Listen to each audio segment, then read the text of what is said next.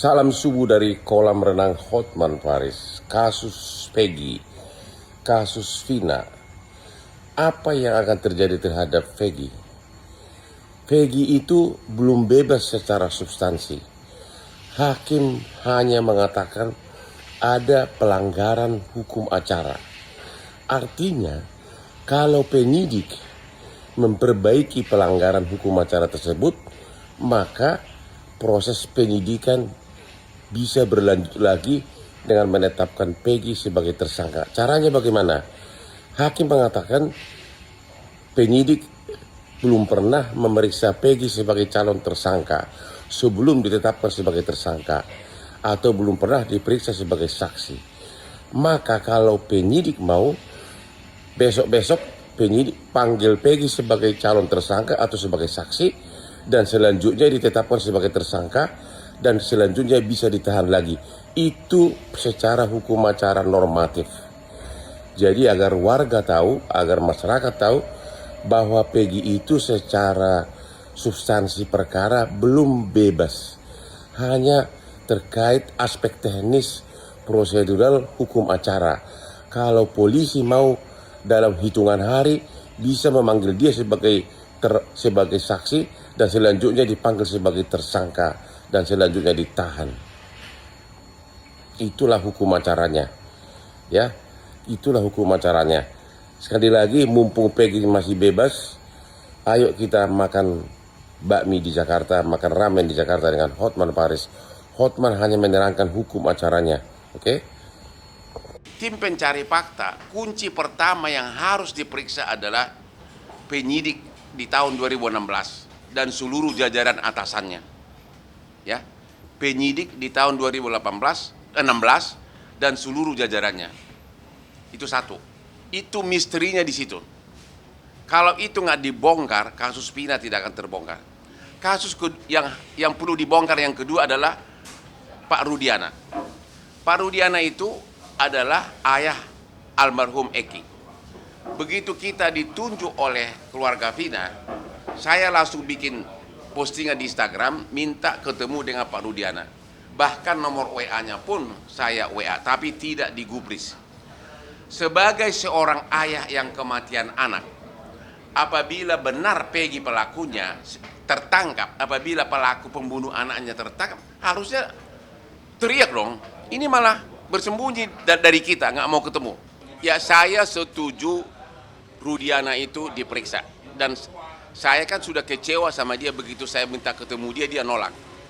Dia nggak mau ketemu, tapi kemudian belakangan dia mau jadi memakai kita, tapi dengan seolah-olah dengan syarat harus Peggy pelakunya.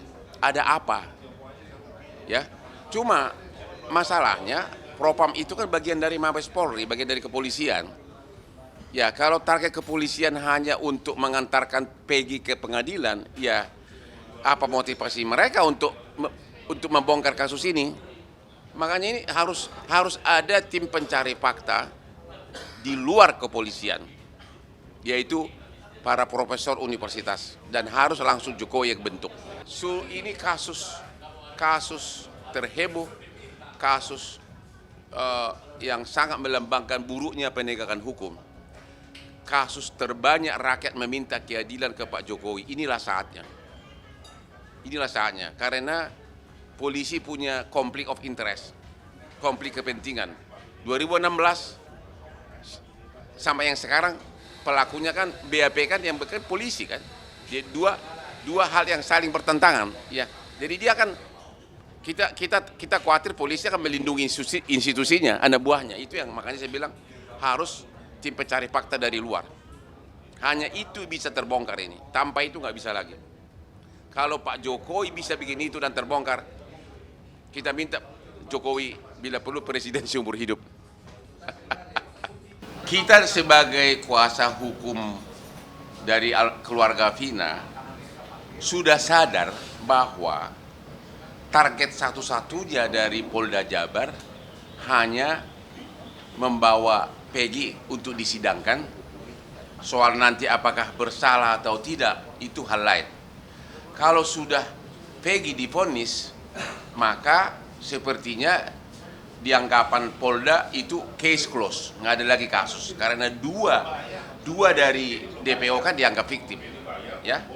Jadi penyidikan sekarang akan membuat rakyat kecewa, ya, karena tidak akan dapat misteri sebenarnya apa sebenarnya misterinya, nggak akan terbongkar. Penyidik itu tahu bahwa something wrong 2016, ya kenapa nggak dibongkar gitu loh. Jadi ada misteri lah yang aku nggak bisa tahu. Yang jelas ada kesalahan yang sangat serius, itu aja deh. Ada misteri, ada rekayasa yang sangat serius. Karena kalau dua BAP bertentangan berarti salah satu pasti salah, ya kan? Kalau dua BAP isinya bertentangan tentang kejadian yang satu, kejadian yang sama, berarti ada yang salah. Kuncinya itu adalah siapa sebenarnya di belakang kasus ini 2016. Apakah orang besar atau tidak? Itu kuncinya. Kenapa sampai ada BAP seperti itu? Kepentingan siapa? Itu paling enggak. Kepentingan siapa? Itu yang kita nggak tahu sampai hari ini. Masalahnya, saya juga bertanya-tanya. Ada yang mengatakan ini ke kasus narkoba. Kalau kasus narkoba kan pasti terlibat orang-orang besar. Ini kok buru bangunan gitu loh, ya kan? Yang kedua, ada yang mengatakan bahwa ini cucu dari polisi senior. Cuma kalau cucu dari polisi senior, kok geng motornya kok buru-buru bangunan? Ada lagi. Jadi memang ini penuh misteri yang sangat dalam. Jadi, tapi kuncinya ini adalah di penyidikan 2016. Seluruh Instagram, seluruh TikTok, siapa nama cewek itu siapa?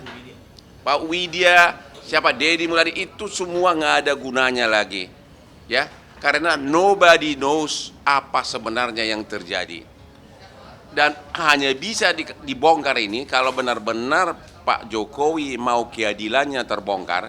Satu-satunya adalah bentuk tim pencari fakta, bongkar semua kejadian tahun 2016, penyidiknya dan atasannya periksa semua termasuk Pak Rudiana, dan harus benar-benar, karena di sini ada dua kepentingan. Polisi sepertinya kepentingannya ya yang penting kasusnya Peggy dibawa ke pengadilan selesai. Nggak ada ambisi lain untuk mengungkap misteri sebenarnya. Nah, jadi kalau memang Pak Jokowi nggak mau, ya udah kasus ini akan menghilang begitu aja.